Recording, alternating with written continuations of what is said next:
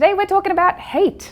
Fun topic, but I'm hopefully going to do it in a way where we don't get sucked into any narratives around money, because it is a tool for division and for us to hate on one another. So hopefully we'll stay clear of that so we can have a nice overview of the subject. Because I am sure we can all agree that there's a lot of hate going around these days. Some of it is very obvious, some of it isn't. But one thing that a lot of people miss is how money is one of those things that's used to play us against each other. Some of you will agree with what I have to say in this video, and that's pretty cool. And some of you will not, and that's pretty awesome as well. And I think this is a perfect place to discuss this topic in the comments down below without any hate. And before I do get into this video, I do have to point out that this video is not an attack at all on a particular person. I'm focusing this video on a recent political subject in order to use it as a point of reference to illustrate the main point of this video. And look, I know that politics can be extremely divisive as well, and I just want to make it clear that I actually don't sit on any spectrum of politics. I think in general, the division that we have that come out of politics is not healthy, and the whole system is not really intended to support the everyday person, personal belief. Basically, I'm saying that I am as political as a hat made out of cheese. So with that disclaimer out of the way, let's get into this video. But if you could do me a solid and hit like on this video so we can spread this message out to more people, that would be awesome. Anyway, let's get into the nitty-gritty of this video. Every day we are bombarded with stories from the media that are designed to fit certain purposes and certain narratives. Most of the time, these narratives are designed to get a reaction from you in some way. But what I want to illustrate in this video is how these narratives are twisted to get you enraged and used to divide us, to fight each other. So let me explain. In case you didn't know, recently there was the Met Gala that was held in New York. And generally this is a place for the rich and famous to gather around and to enjoy themselves, show off latest fashion, and to put their faces in front of the media. And all of this for a measly, tiny entry price ticket starting at just $35,000 per person. Now, although a lot of celebrities were spoken about that did attend the Met Gala, there was definitely one person that stole the show, and that was Democratic Congresswoman Alexandria Ocasio-Cortez, otherwise known as AOC. At an event where the average person attending has a net worth in the tens of millions of dollars, AOC turned up in a white dress with huge words, "Tax the rich," printed on it. Now, obviously this was a huge statement and it went viral around the world almost instantly, with people commenting their emotionally charged reactions to the statement. There were, of course, people cheering for AOC and giving support for the broad statement that we should just tax people more. Yes, let's take their money, people said. And of course, there were people on the other side doing what they always do, which is hating on AOC no matter what she says. Now, in all fairness, it seems that it's now been clarified that AOC was invited to the Met. She didn't buy the ticket herself, and there was no one that donated the money to her in order for her to buy the ticket. And I also want to say that for someone that is classified as rich to a lot of people,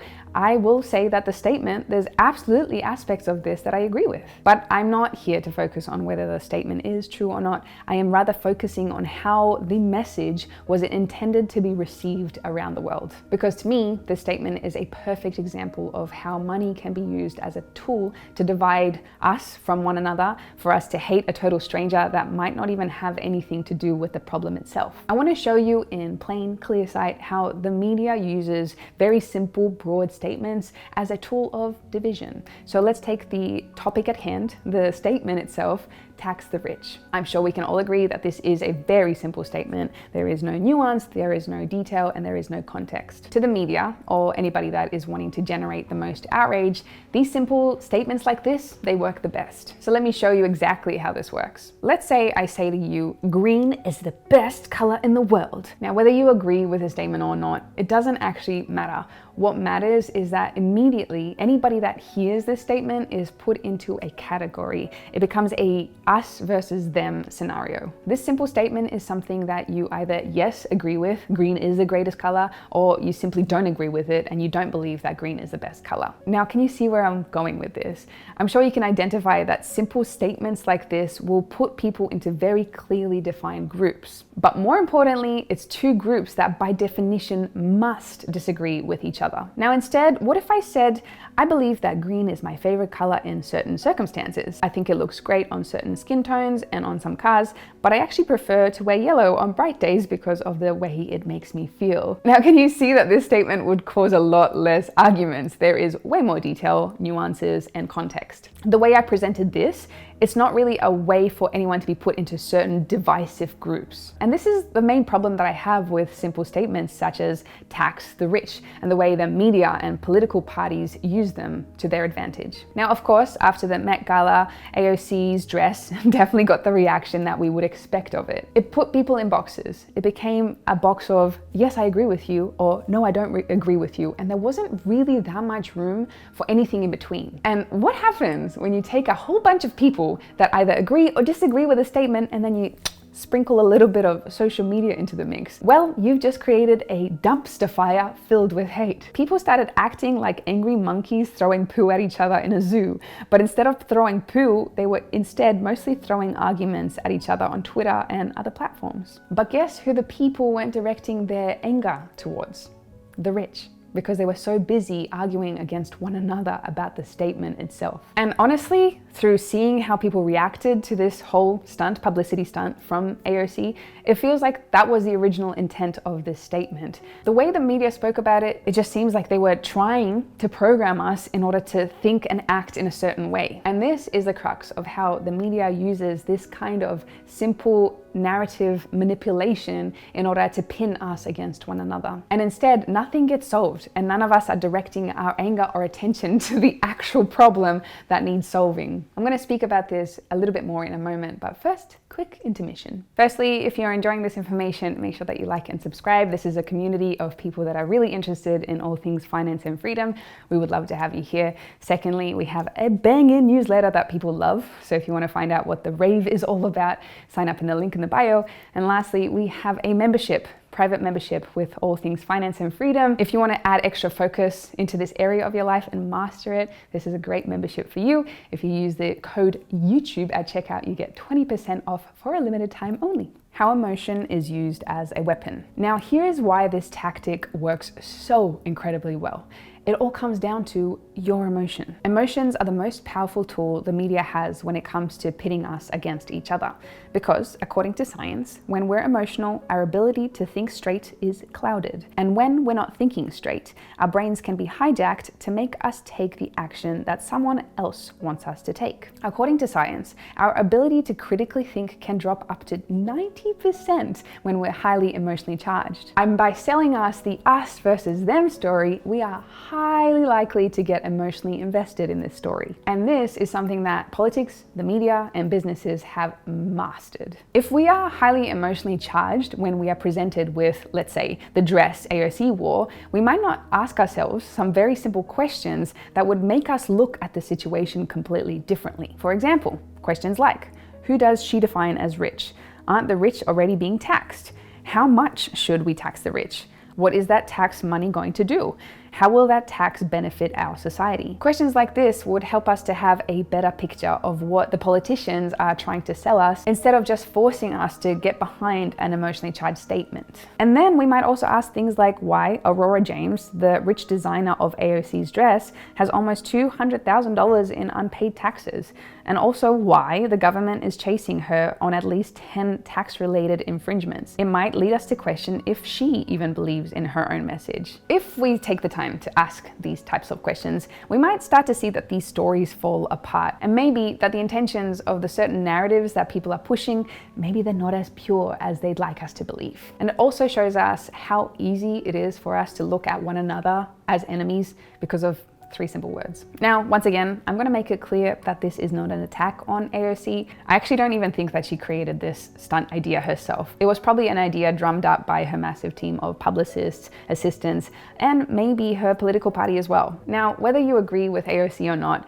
I'm certain that when you strip away every label and you have a nice heart-to-heart discussion with her, she's a wonderful person and she's got flaws just like you and I. At the core of it, all of us just want to be loved and appreciated for who we are, and she's got a massive task ahead of her, being the face of so many people's desperation of wanting giant change in their lives. Also, weirdly, I want to mention that she actually follows me on Twitter and Instagram, and I don't really have an idea why. It's been about 2 years, but she does. If you do want to confirm whether or not she follows me, now might be the good time to do so, because even though I feel like I'm being fairly impartial here and just stating some facts, maybe her PR team might not be happy about this video and she might unfollow me.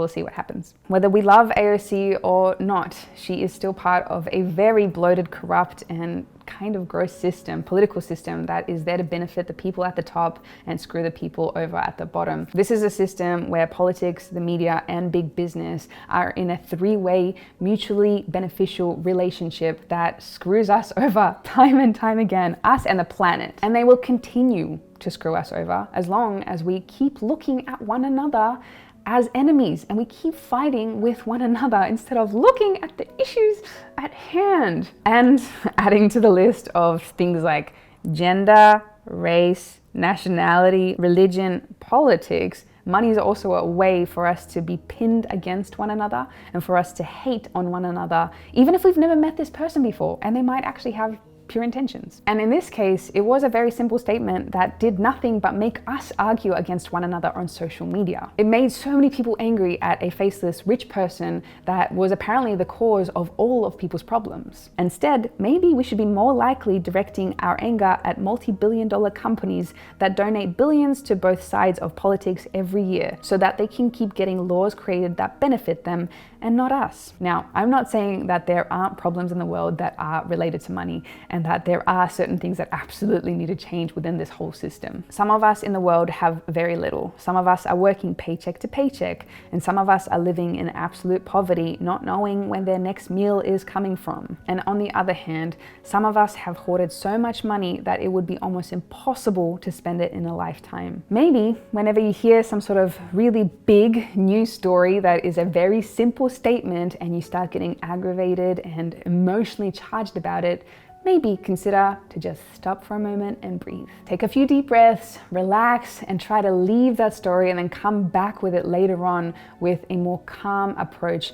and more clearer headspace. And then dig to find out who is behind the story. Dig to find out if there is aspects of the story that you're not being told. Dig to find out whether the anger and rage you're feeling isn't even being directed to the person that is the root cause of that problem. Basically, think about why it might be beneficial for somebody to emotionally trigger you in order to get a response, a rage out of you, instead of you actually thinking clearly. Because if we think about this logically and through evidence of what we've seen stacked up with over time, it's stories like these, the broad statements that get us so emotionally charged, they in the end don't really actually make any major change. And they instead only serve in order to cloud our judgment, in order to hate on one another more and divide us even further. Something I personally don't think we need any more of in the world right now. That is it from me. Thank you so much for watching. If you enjoyed this video and if you want to stop the spread of hate, just like I am feeling the desire to seize the movement of division in the world because it's just getting a little bit out of hand,